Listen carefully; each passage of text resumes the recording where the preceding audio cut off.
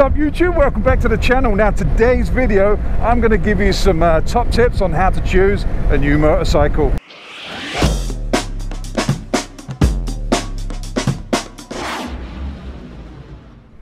Now on my channel I get asked quite a few times, hey Mr. Fish, because that's how people address me. I would like you to address me as Sir Fish, but as yet I have not been knighted, so there's no need for that. You can just call me Mr. Fish like it says here, or you can call me Fish, I don't mind.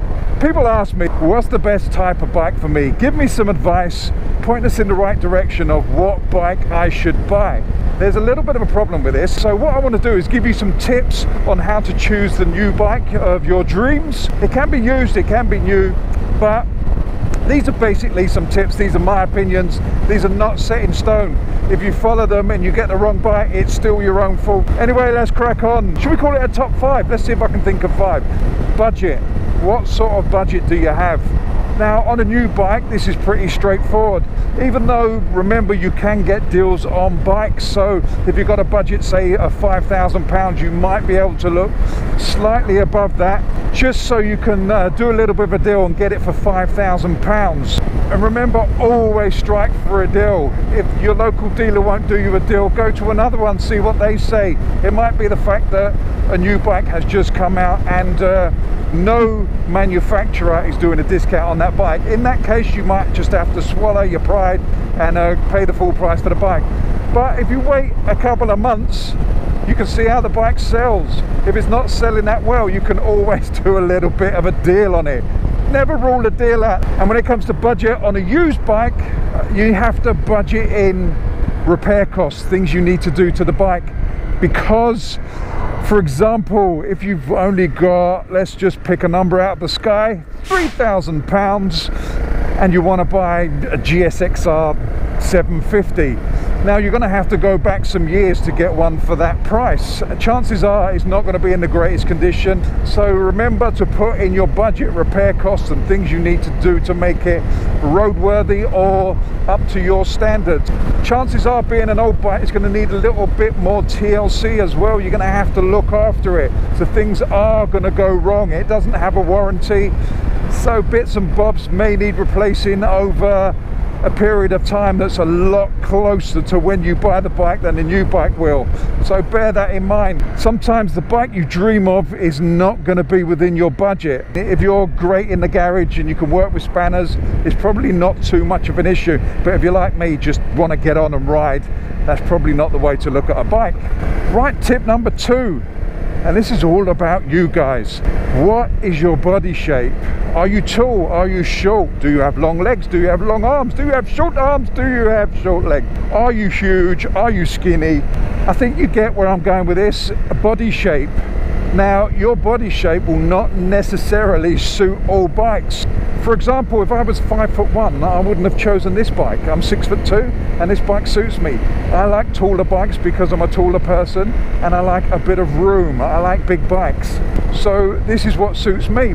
But this doesn't necessarily mean it's going to suit you. So that's tip number 2, body shape. Consider your body shape compared to the bike you dream of. Number 3, sit on bikes. Go to a showroom and sit on every single bike you dream of. Test ride if possible. Most bikes and good dealers will do a test ride if you've got the license to back it up. I would suggest in the first instant go and sit on a bike, see how you fit on it ergonomically. You'll be shocked at some of the bikes you can rule out just by sitting on them. I've done it in the past where there's a bike I've dreamed of, gone into the showroom, sat on it, and instantly I thought, nah, this is not for me. This would cost too much money to get ergonomically right for what I need. Tip number 3 is go and sit on everything and go and test ride everything if you can. Number 4, don't listen to YouTubers. I shouldn't really be saying this. If you watch my channel, you'll know I like 99% of bikes. I really get on with bikes. I just love biking. But because I like a bike doesn't mean that you're going to like a bike. So don't take my word for it. As in the last tip, go out and test ride, sit on them. I mean, I love this bike. A lot of people hate this bike, the CRF 250 Rally. I absolutely adore it. I've only had it for a short period of time, but I'm having so much fun. We all form our own opinions, and our channel is basically just an extension of our opinion of a bike. It doesn't necessarily mean it's your opinion of the bike. So revert back to previous tips and go and test ride them.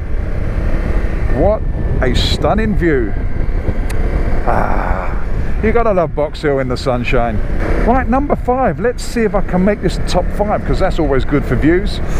Number 5, what could be the 5th tip? Number 5 tip is... Right, so the 5th tip is, because I've just thought of it, is what do you want the bike for? What is your journey? What is the purpose of the bike? Are you commuting on it? Are you commuting through town? Are you commuting on the motorway? Do you just want it for weekend fun? Do you want to go off-road? Do you want to have a laugh? Do you want to pose in the car park? It's completely up to you why you buy a bike. I'm not going to tell you why you have to buy a bike and what sort of bike you have to buy because it suits me. No, guess what? It's completely up to you. So you got to consider what your journey type is going to be. If you're commuting down the motorway, you're not going to want a Grom. Yeah, if you're commuting through London, a Grom is perfectly fine, if the little mother don't steal it off you while you're riding it, that is. What I'm getting at is it's horses for courses. See, if you were to ask me what my suggestion would be for a motorway tourer up and down the motorway on tarmac every day, 50-60 miles each way, I would probably go for a BMW GS, because it's tall, it suits me, and it's shaft drive, and I like the power, it's got long range on the tank, and it suits that type of motorway journey. However, if it was just mucking around doing little lanes like this, I wouldn't get a GS for this. I'd spend my money on something else. Funny enough, I'd spend it on something like this. Reverting back again to another tip I've said previously, if it's uncomfortable and not fit for the journey you're going to do, you're going to get bored of that bike very, very quickly. And that becomes a waste of money. Trust me, I know. When I get bored of bikes and I sell them, I always lose a bit of money. I didn't on this one, luckily enough. Hey. That goes back to number 1, do yourself a deal. Anyway, I'm going to end the video here. That's enough rambling on about tips to buy a bike. I'm enjoying myself and I'm missing this countryside. I'm missing the beauty of riding through Box Hill. While I tell you these tips, go out there, do your research, have fun doing it. It is fun test riding bikes. Go out and just have a laugh and enjoy biking for what it is. So I'm going to end the video here, so don't forget to subscribe, to like, to share, to do all those things that you need to do. It just leaves me to say I will see you on the next one. Love you all. Stay safe. Fish out. Get all your bags, get out my house. I don't want your stuff around. I never did you wrong, but you did me wrong, so go ahead, get gone. Get all your bags, get out my house. I don't want your stuff around. I never did you wrong, but you did me wrong, so go ahead and get gone.